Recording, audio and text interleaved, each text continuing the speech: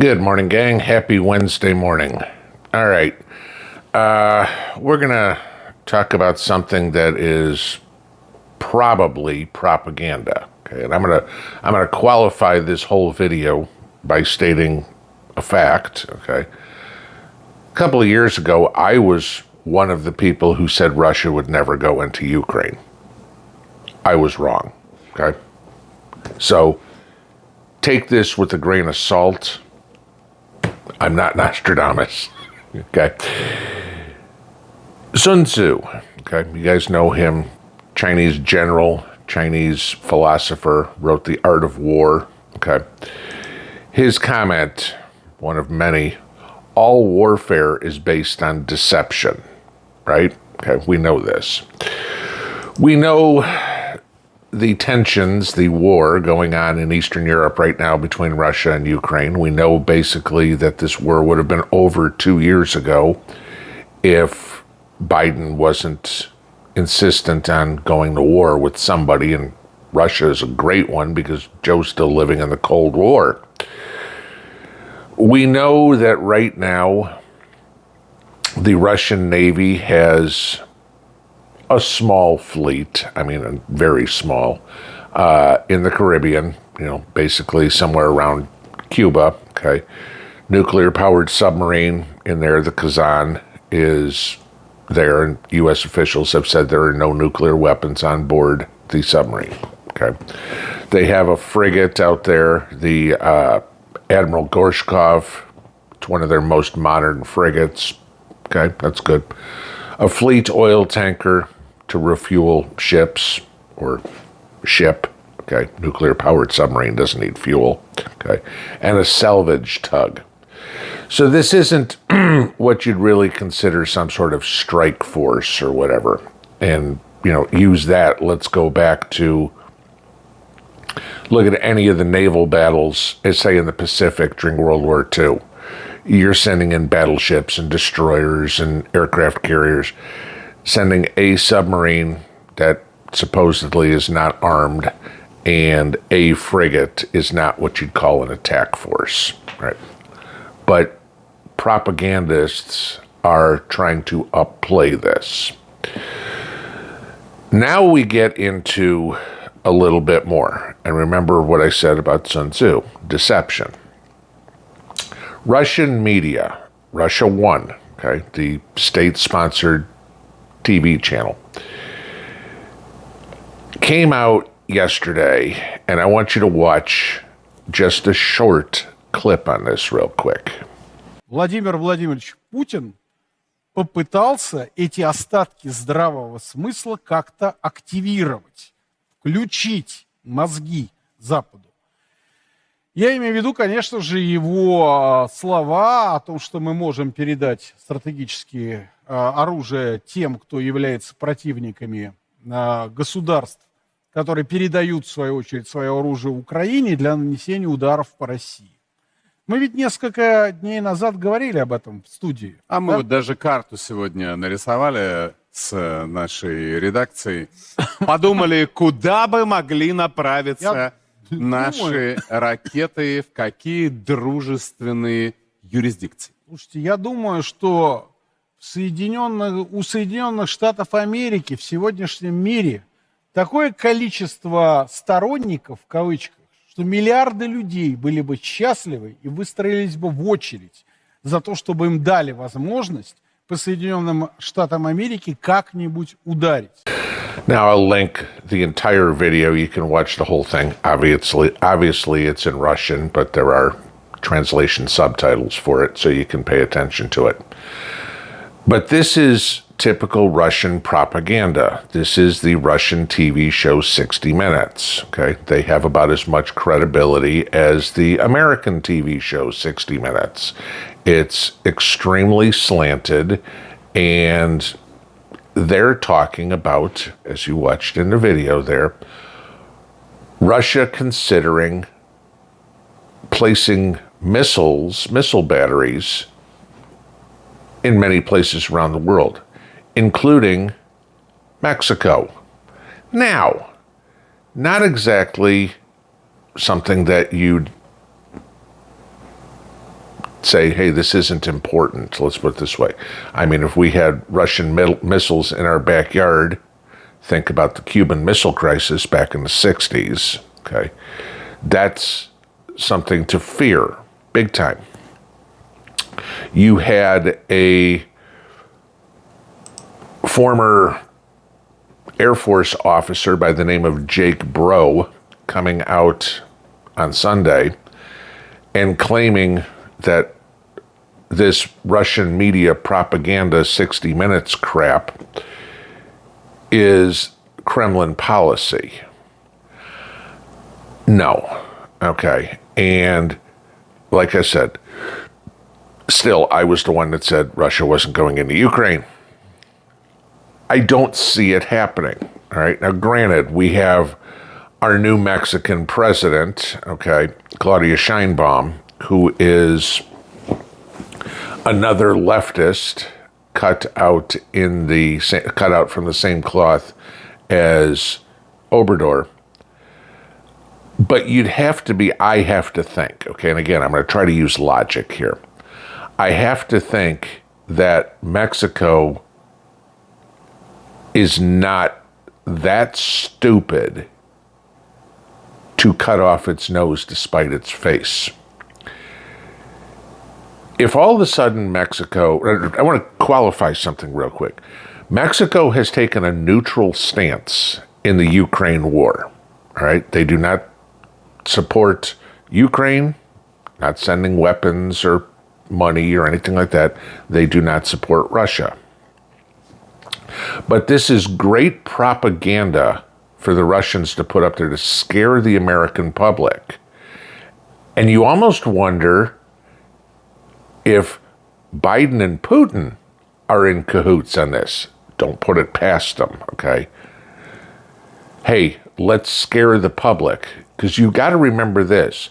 Both Vladimir Putin and Xi Jinping have come out and said they prefer Joe Biden win the election in November. Okay? This is what they want. All the talk about Biden saying, oh, Putin supports Trump. No. Verbatim out of their mouths, they both want Biden to win, and it's pretty obvious why. With Biden in the White House, the United States is an extremely weak country, and they can do anything they want. With Trump in the White House, not so much, okay? Think about it. When Putin went into Crimea, Obama was president. Where'd Putin go in when Trump was president? Nowhere. And all of a sudden, Joe's president, and Putin's like, rev up the war machine again, okay? Because the U.S. is weak again, right? So we can use this, the propagandists can use this to scare Americans. And you get all these comments about they're going to put missiles in Mexico. They've got a naval fleet in the Caribbean. You know, Russia is surrounding the United States so they can attack. No. Okay.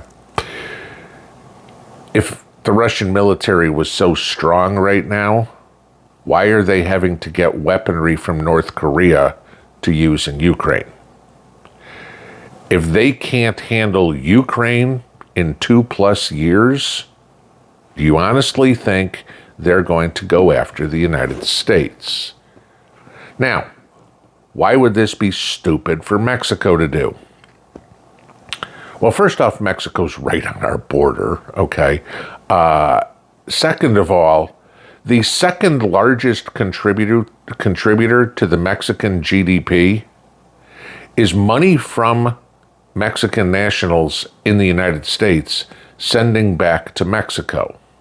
You completely destroy your country's economy if all of a sudden you literally go to war with the country that's feeding your people. And I'm not talking about sending food, I'm talking about sending money. You got nothing in Mexico.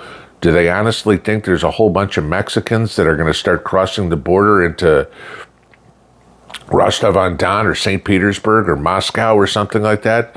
Because, you know, they've got such a great job of mowing lawns, painting houses in Russia. Not going to happen. We have propagandists in the United States. Russia has propagandists, and all they try to do is pit everybody against each other. And the politicians play this up. They are loving the fear factor, because the more scared people are, the more they do stupid stuff and start bowing down to the powers that be. I mean, take a look at Putin. Putin runs Russia somewhat by fear, okay? You look through Lenin, Stalin, Khrushchev, I mean, they run the country by fear. Putin is not beyond that. Biden's learning from that. Biden's using that as an example. Let's put fear in the hearts of Americans, whether it's bird flu or COVID or anything. So now, speculation on my part, could the U.S. State Department be involved in leaking out a little bit of information to Russia to make sure they think? Mind you, Jake Sullivan just came out and said officially now we're letting Ukraine use U.S. arms to attack inside of Russia, as long as they don't go after Moscow or government buildings. Okay, so what does that put fear in? Well, that means we didn't eliminate the civilians' homes. So let's get the Russian people scared. And so Putin says on the other side, hey, let's do the same thing. Let's get the American people scared. And again, we have all the elitists joining forces together and going, okay, you scare our people, we'll scare your people. They'll all come, hat in hand, begging on knees, oh, protect us, because the little sheep that they are worried about an attack.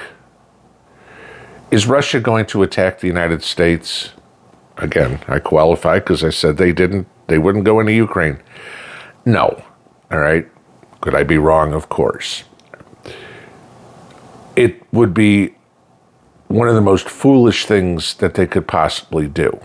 Now, if it was nuclear weapons, that's a total different animal. But you're not going to have a missile barrage or Red Dawn paratroopers coming up and landing in the school parking lot at 8 o'clock in the morning. No, that's not going to happen. When you listen to the propaganda that comes out, stop and think for a few minutes. Does this honestly make sense, or is this just trying to get fear on one side or rev up the troops on the other side? I'm not talking to anybody in Russia, but there's people that are going, yeah, we're going after the United States. We're going in from Mexico. Okay. Military-age males coming across the border, sure. Okay. I'm not worried about Russia. I'm not worried about Iran. Nuclear missiles, notwithstanding. Okay. That's a different animal. If there was any attack on the United States with ground troops, the only adversary we really have to worry about is China. North Korea, of course, would support China. Now you talk about do the Venezuelans, do the Cubans, does Russia come in as a supporting force for China? That's possible because you look at the allies. But is Russia going to declare war on the United States? No. The only way they're doing that is if it's with nuclear missiles. Don't worry about some of the bullshit that's put out there. Focus on the big picture, and that's protecting yourself. If we do wind up having war on U.S. territory, it's not coming from a country that is having a hard time taking over a country that's not even as big as Texas. All right. The Ukrainians don't have nearly the military we do. They don't have nearly the veteran presence that we do, and God knows the Ukrainian people are not armed as well as the American citizens are. If it ever happened, would there be mass casualties? Oh yeah, no question. Okay. But they'd be on both sides. And the only thing we have to concern ourselves with is the people on both sides, because the politicians on both sides are the enemy of the people on both sides. When you read some of this stuff, use a little bit of common sense, use a little bit of logic, and go, honestly, would Mexico screw themselves that bad? They aren't a pawn for Russia as is yet. But the media propagandizing things, yeah, they'll make a few people believe it. But then again, Chicken Little yelled, the sky is falling all the time. Never did. Pinball out.